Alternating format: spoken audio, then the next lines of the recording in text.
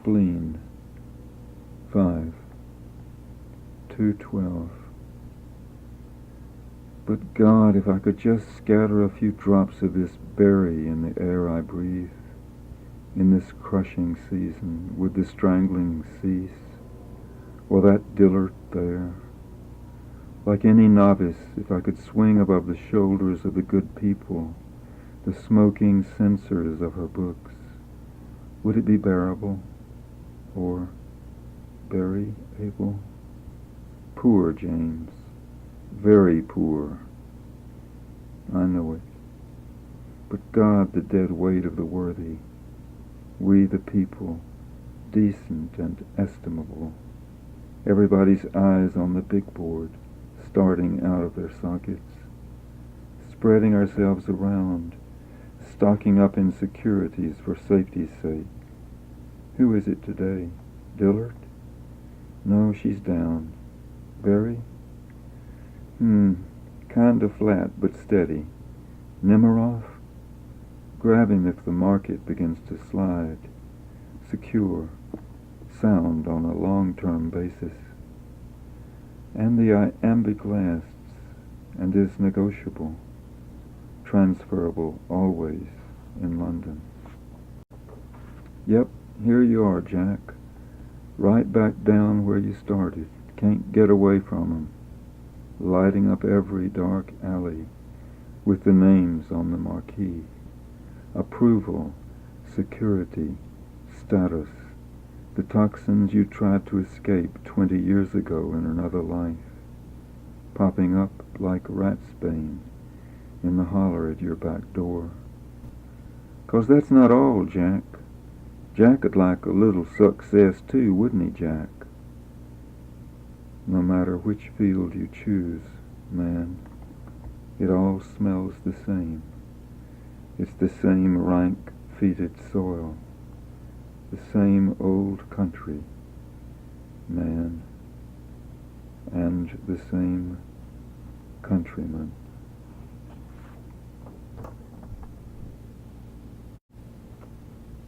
Reading Celan, 213.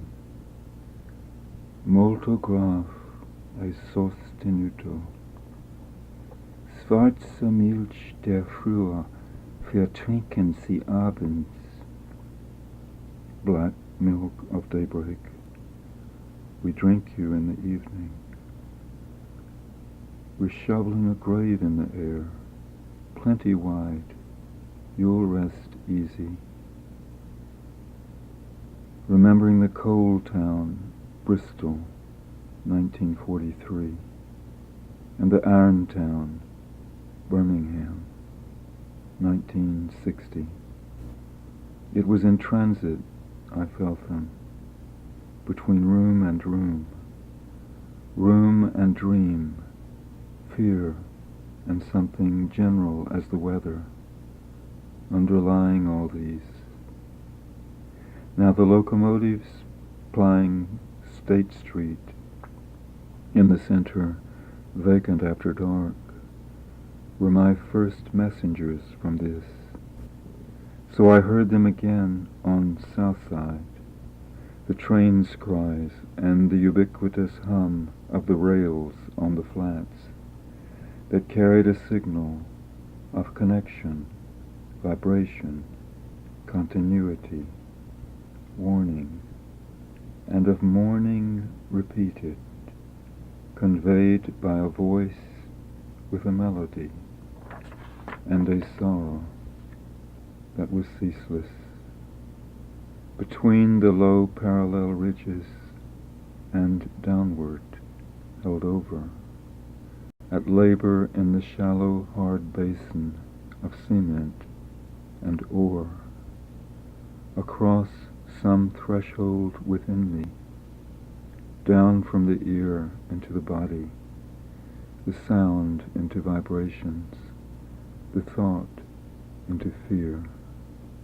As they receded toward the Gulf, from the second heard messages to the first, through the echoes, which were endless, dispersed everywhere.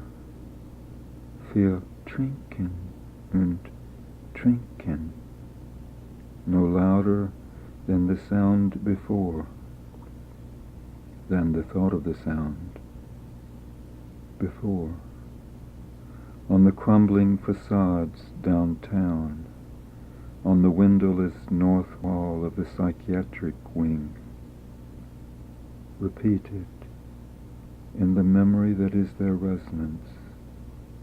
In the wide parks I felt them, like an undercurrent deep in wires, wondering, was it my thought of them, or the beat of my heart, or their echoes on the bare surfaces, the vibrations of the trains moving under us, or from elsewhere, from the chimney's red fires over Bessemer on the horizon of the city, Ypres, Dresden, Nagasaki, Buchenwald, Belsen, Birkenau, the scorched and tangled neurons in the brain of my father, or the remote sanctuary of the small church 8 blocks away, from the time to come, from all of these together,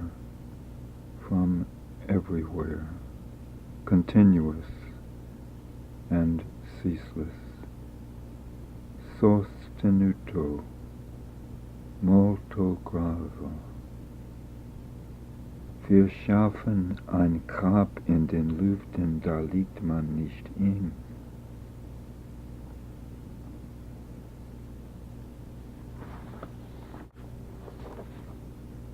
On the Stranger's Supra, 214. Le devenir des êtres est une offrande. Becoming is the gift and the sacrifice of those who are. Dear Simone, how do I get the words down at last? Set them down on that basis. Lay them down with you and with him, if nothing in sight bears them out. How fine the floor they move on, passionate, streaming, transitive, under the vision.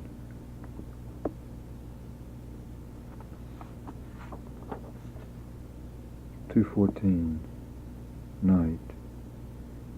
And our friendly cross-examiner for the prosecution. Mike, what made you attempt to embed in your work these hidden persuaders, to coax it out of you, compel you to push on, and believe you could? Through the doubt and tedium, the squalor and guilt and fear of oblivion, toward the moment of awakening beyond death in the lives of others.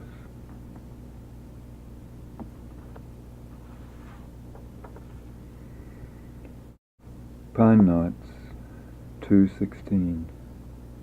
All morning trying to convince B she should apply for the NEA grant. Well, I'd have to tell him about my disability. I might just jump up and die on him. Then, on second thought, with a doubtful grin, part fun, part apprehension, maybe they'd feel like I cheated them. As if the match of a thought, flickering with both, were struck in the dark behind her eyes, and the creases which net them in could be erased, smoothed with the back of her hand as she sweeps back her hair and goes off into a memory. When I was in the house with the pine knots, waiting for my daddy to come in from Glade, the walls of this house were sawmill pine with red knots in them, and toward the west, when the late sun come in, the weather side, some paper which my mother pasted there had curled down from the rain, washing out the flour. Some days, when I was alone in the house, with my mother out at work, washing, my daddy gone to Glade, and Flo in school, I'd sit there by myself and look at the sun glowing through these red whorls, through the cracks in the knots. The tiniest sunbeams would poke through like straight pins, darting gleams on the wall behind me. They were so colorful. They turned pink, red, purple, laid on with the sun behind the vineyard ridge. And behind me, where the light hit, spreading the floating pinpoints, there was this picture in color. My mother tore it out of a catalog and glued it to the wall with flour paste. It was an old kangaroo sitting alone in a clearing with dead stumps and a few dead fallen trees, maybe in Africa. Fallen, you know, not failed, ragged, broke off wild-like. I used to look at that picture and imagine myself in it, with the clearing and the forest all around. Then, one day, I was in the stomach or the pouch of it. Even though nobody had ever told me kangaroos had pouches, I was inside it.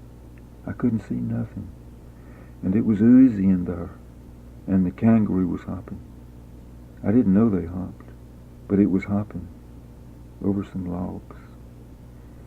Then I was spilt out onto the floor, outside it, looking up at it again. I liked to look at pictures that were spacious. It got so I could look into them. I could lose myself in them, and things would happen. But there was something scary about it, too, because I'd get sucked into them all at once before I knowed it, like when the kangaroo took me up into its greasy stomach pouch and hopped me over the dead logs. But even this helped me. Being scary-like made it easier to get in. I don't know why. Till finally I didn't have to look at pictures. I'd study the moon, the clouds. I'd look at the rainbow with all the space around it. Then I'd be on it. I'd be at the top of the rainbow, like on a sliding board, and at the bottom end of it, down where I was sliding, there'd be this giant, and the colors would be going into his mouth, where the pot of gold was. They'd all be gliding down, down, down to where he'd be gobbling them in, gobbling and getting ready for me. Then whoa, right before I got into his mouth, this funny little green man, I couldn't explain him.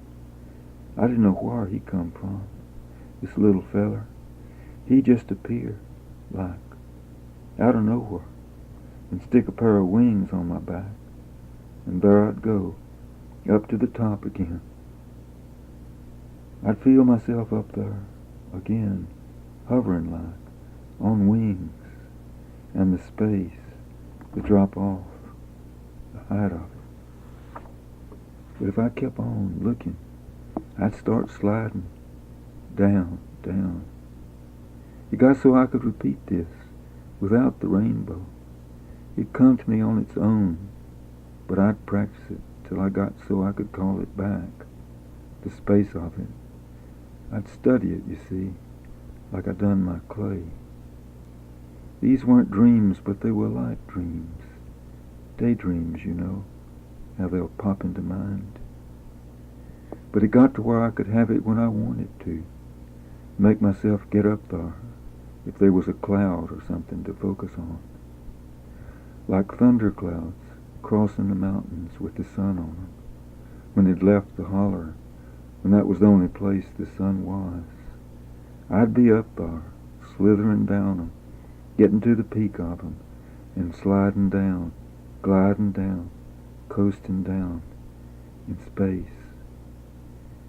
Got to where I could call it up even inside, when I was alone. It was a comfort if I didn't have nothing else to do. Or in the winter time, after we'd come back from sledding, me and Flo, from hauling the wood in, with the red knots glowing like coals in the planks, and the wind blowing in from the mountains. and my daddy back again, trailing in from town, around the hill, behind the house, home.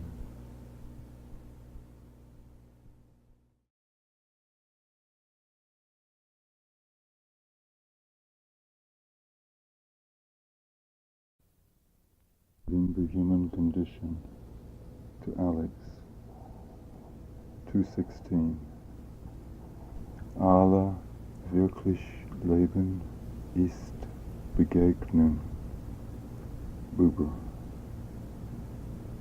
Son, you won't believe this, but there's news here at last, and one more set of tracks winds up through the woods.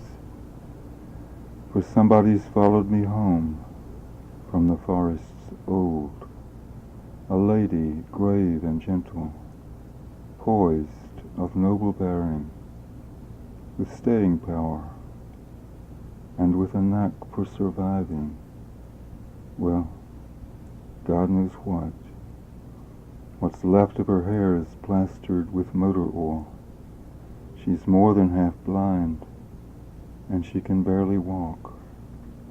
But she keeps coming on like a queen, serenely, commanding confidence in you and in herself.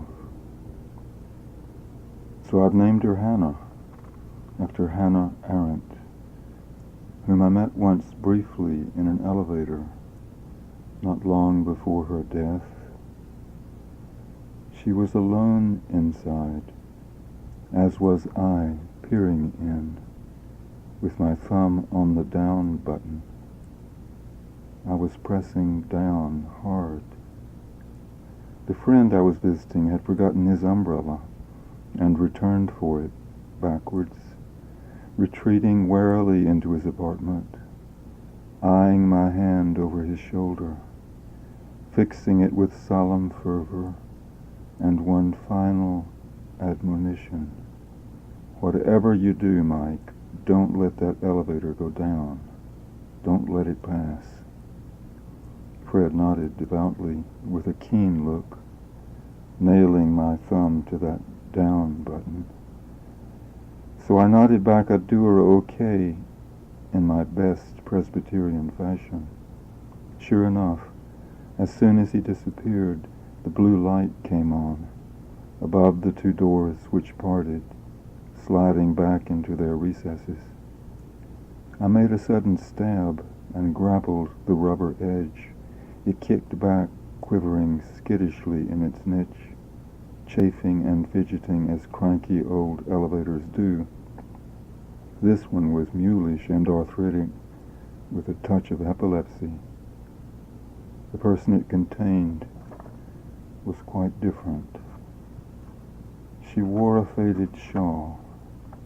A drab dress fell from her shoulders, revealing no outline.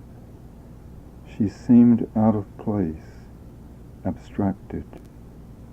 She might have been a noblewoman, a dowdy Latvian princess from another era. She might almost have been a cleaning woman, fresh off the boat and Ellis Island, from Warsaw or Vilna. Almost, but for the eyes, which held my gaze very level, though not without kindness, and a trace of amusement too, perhaps. But because it didn't change, her look seemed to probe our deadlock, to put it to the test, to ponder it even with emphasis, this seam in our threshold, this febrile, many-storied flaw, rubber buffered but bottomless as the seconds passed. By saying nothing, by doing nothing, to say, I'm waiting. That week there'd been a murder in the lobby next door, a rape and a woman savagely beaten down the street. 3 separate incidents in 5 days, one in an elevator. Investigations were continuing, with no arrests. Now I was a stranger to that elevator. I'd never stood there before, and would never again. With my thumb glued grimly to the button, out of her sight, my ragged sweatshirt tilting off balance into it, and my shaggy bent neck trembling with tiny, uncontrollable spasms as the convulsive tick of the machine erupted through me. I dominated her close little kammer, crouched in its access. She had nowhere else to look, and she would look nowhere else. So there she stood in her makeshift cell, captivated by its unkempt, part-beatnik keeper, a long-maned yokel with a tick, stubble-bearded, slack-jawed, a country boy, born and bred in the face of a civilization and a city embattled. I seemed to see her still at bay, my quarry, inside the trembling cell which I hold with my hand. Mother Courage of the weathered countenance, compact, strong-boned, with iron-gray hair, under a worn silk shawl, looking me full in the face for 2 minutes without fear. Come on, Fred. Come on, boy. Come on. Come on. Fred? Fred! Where's Fred? Fred, you bastard, Fred. Fred, it wasn't the umbrella. Fred, you're combing your beard. You're taking a leak.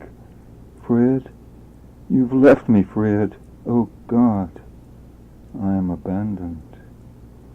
Gosh, I don't know where my friend could be, I mutter finally. Don't know what could have happened to him.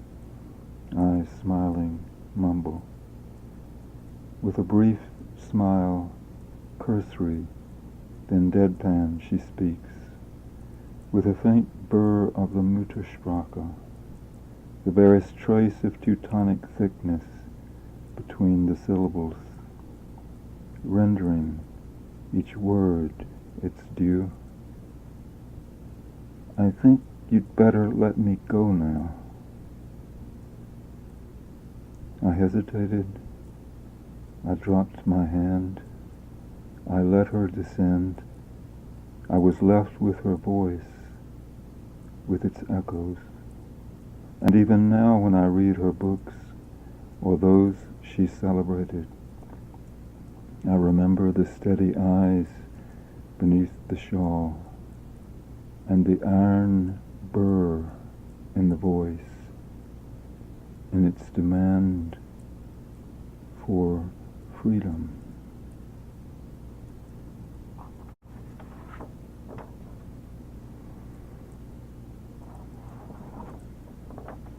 Hannah, above me on the steep path,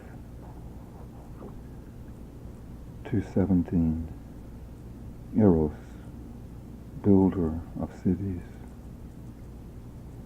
Our Hannah's the dowager queen of her noble race, momentarily here, the last of her long line. And I wonder what shipwright shaped her, acute triangle, forehead, nose, brow, flaring at the head, slicing through the undulant waves of 1,000 generations, under the hand at heel, and the arrow before us at evening, homeward, like a fine glove, like statuary, like a figurehead wave-worn, honed by Sargassos, shaped, sharpened to such a keen point, surely as a quill, as the tip of an arrow, by the caress of that hand, and by its dream of a city, of an excess of eros overflowing in tenderness. Something in that aquiline wedge has partaken of us in transit, It feels almost fragile now, as a human skull, as the hand of a Horowitz, braced before Beethoven. It points us on gravely, asks us to go on. At the top of the path, looks back tenderly, the sharp skull pointing for the round one, our many-directioned quiver, with its billion darts, some poison, up the millennia, saying as she turns her head, "Thanks, Master," returning thanks, but with one grave demand, never to stop. 217.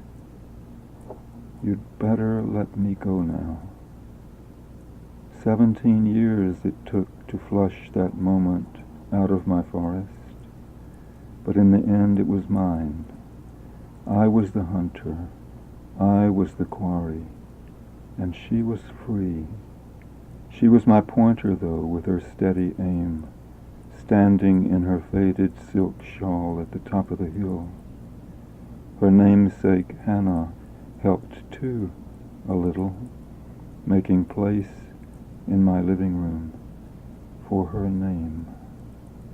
But we're all a part of the hunt, the quarry and the hunters, and we lie in wait, while over us the moments fly, and under us the moments creep, and between us the moments steal through the dense, pathless lifetimes.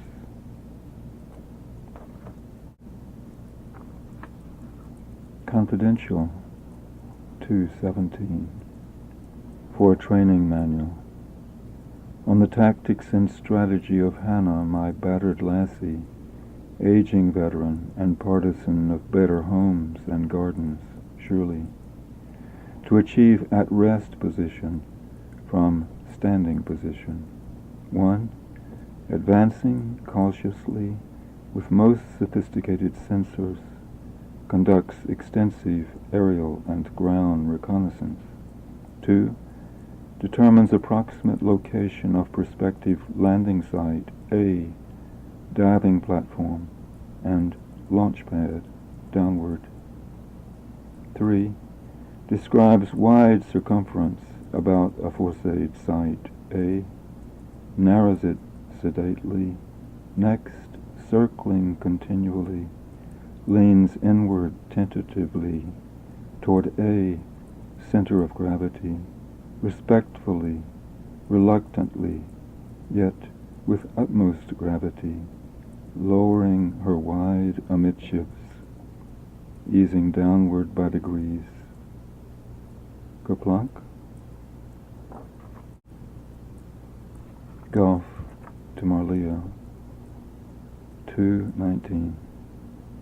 There's been a lot of rain here. I was gathering firewood yesterday with Hannah, my new old collie, who's about 15 and snores. And we poked first my walking stick and then our heads down through the brown dead leaf floor into a tiny cave and heard, far beneath, the flow of water rushing on, down to the Tennessee, the Mississippi, and the Gulf, and on.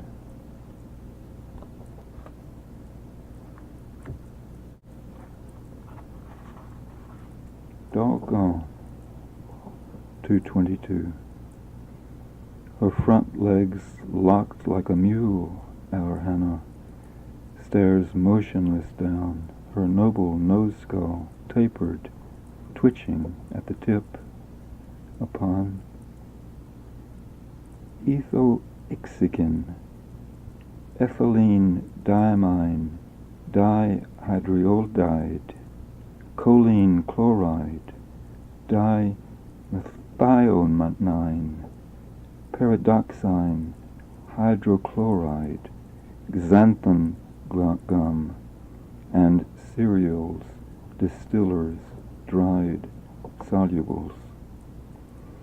After 1,000 centuries of red-blooded breakfasts on the bones of Europe, and 2 or so on Little Walker, on the scraps of pork chops, in muttering dog monologue, Wohin, doggone, whar's the ham bone gone?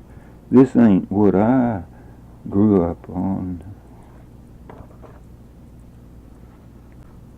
Wintergreens, to Bob in L.A., 2/22. Bob, I'm going to harvest my winter crop of turnips for you. Here 'tis. It's a root crop, but the greens is also good, and caught what sun there was, I hope. And I reckon they photo-syn the size pretty well. And brother, I took some very hard rolls with 'em when the sky lay heavy on the mercury, and the spring froze solid, and the garden buckled up, and the white frost crackled on the windows, and made it dark inside. They kept on a-pushin' and poked through the crust from 45 below, from the dark rooms below. They cocked their lean, hungry shutters against the sky, wide open from the roots, and took what they could. And I hope they can hold it to California.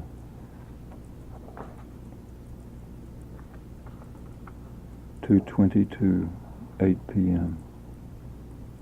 Besides, these were not poems, but entries, my vestibules into time's passage, into my sense of nightfall, behind persons and things, behind the dark mountains in the afternoon, and the mountain people, Appalachian Fall. So as each fall moment came at its appointed time and passed, I tried to make its passage into an entry, a threshold with a luminous frame about a face, about some moving one, passing through it as it passed, bearing the solitude a little farther, into the invisible, interior, for which she was my entry. 2:22, 11 p.m. That the words and the life are coeval, native to the same place, that the search proceeds for the first country, the natal foundations, for that common level beneath words and the life, where they combine into a call, addressed to some dread someone, or to everyone. 2.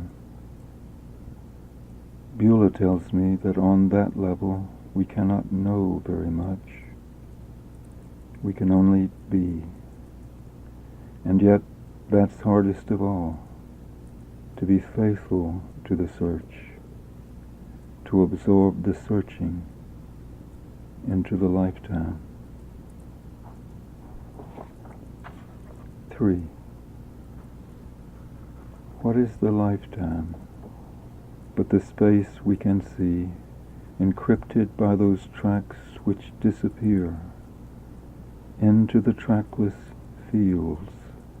Long trains of unknown ones traverse on their way toward those who labor beyond us at the end of their supplies. 4.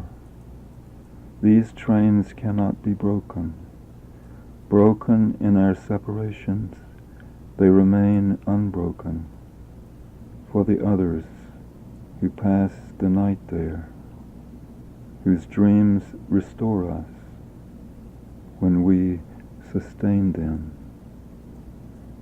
Davor das Fremde, des Gast du hier bist. 5. Now I've tried to say what the lifetime is. What is the living? But the power to pass through transitions, each more strange, when each stage is a link in the journey which connects the life, and a crossing where the tracks grow denser that pass through our own. 6. I recognize my dogwood now, transplanted 3 springs ago in the south window. I found her in loamy deep woods, lost in the gloomiest hollow, overshadowed by oaks. Every branch dove, leaping, writhing and twisting, over and under the others. My sapling was never a ballet. She was the prima and her Mikhail, locked together in a frenzy. But after a summer in the sun, she'd thrust a single stem from the center of the earth, straight up toward her apogee, midsummer noon. This then became the trunk, and shaded the others out in all their bewildering intricacy, kinesis and ravelment.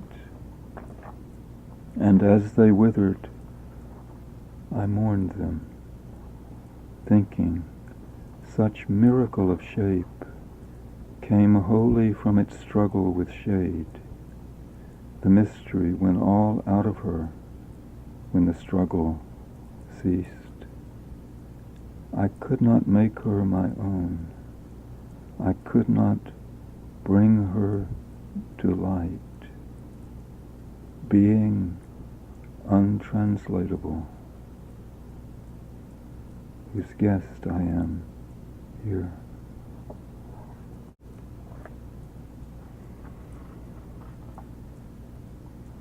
Of the long trains, undated early March, into the trackless fields toward where they're delivered.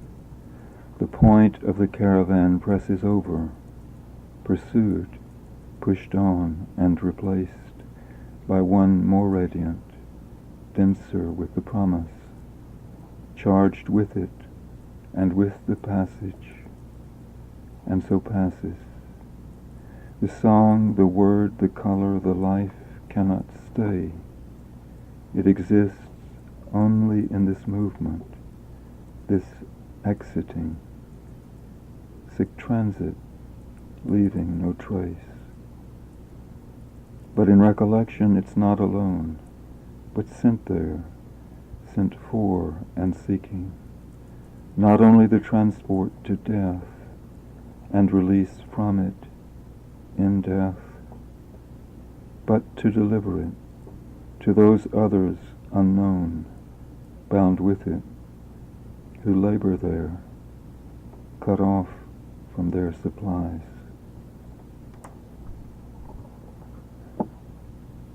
And that image led to the thought, in part, with others, was going there, and goes on, because the caravan's en route, because it is moving somewhere, not only in desire, drawn to death in love, but toward an end beyond it, because they exist with it, because it's bound not only toward them, but with them, because their labors restore it also, as theirs restore me.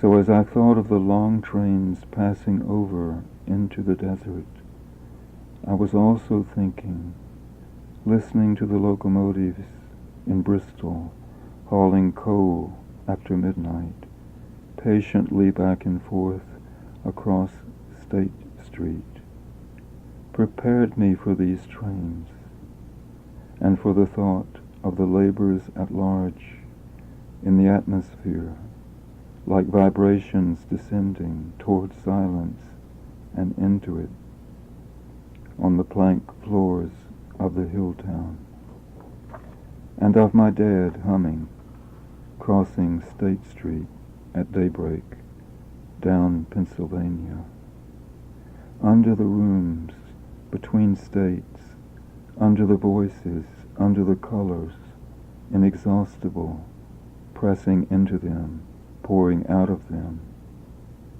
passing. Color after color, song after song, word after word, letter by letter by letter by letter by letter, and of the work at large, dispersed, the transports which labor through the self and consume the unknown ones bound with it. For the kindling, the flickering, long-burning fuels, the light of the torches and songs, the hues and the breeze and the colors flapping over the procession. But the image is getting away from me, and the thought. And again, my friendly interlocutor. What are you searching for, Prester Jack? Reinforcement yourself, resupply, to be sustained in this madness, sanction and continuity for your fragments, to believe in some voice, in some vision which persists as a warrant for your puny one. Yes, our advocate replies, our public defender, Simone in the harbor, Marseille, 1940. We. And we bear the echo, the part of it we can, though no one can bear it all, and though it bears us down, and though it burns, and though we crawl and straggle to the pool's edge, to the last breath and fail, and dive into the sand, though we die to live.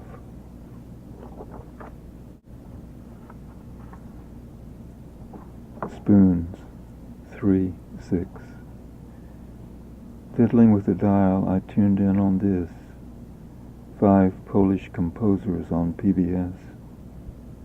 And midway through the Ludoslavsky piece, I knew it contained a message for me, that something in it was so moving. It stopped for a moment at my side and waited for me to go on. Then, a moment later, festive and ominous as a squad, with banners and pennons at the head of an army far back in the suburbs, bearing its terrible colors into the city, surrendered.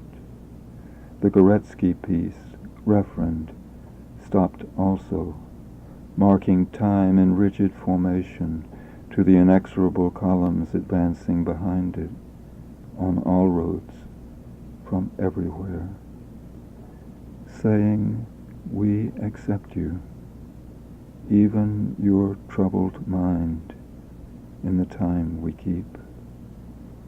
But what struck me was the whole tape, its collective import, as if the 5 composers, poles apart, had all been working together in ways unknown to any one, on an experiment in 5 movements, the work in progress of a people whose dreams are arrested because they are troubled, manacled in separate cells by the collectivity they menace, and who've dug in deeper to release them, as if defeated by the walls, they've attacked the floor, digging in with fingers and spoons, and honeycombed it with art, patiently, sorrowful, fearful, in the shackles of boredom, with laughter, developing until they detect in the wide floor under the runes, as they tap it together, beneath the tapping, a network of music, a réseau de résistance, more intricate, riddled, and denser than the cell block on the surface, undermining it slowly, because the music resisted and kept probing deeper, and its motives intact, on that lower level where the life is still possible, and contact with it, beneath the walls, between the cells, maintained, in that throbbing maze on which it depends, where the vibrations develop which move the earth, sounding it as they tap, the sense of oppression, the sense of wonder, the sense of danger, the sense of humor, the sense of an end impending with a malevolent force,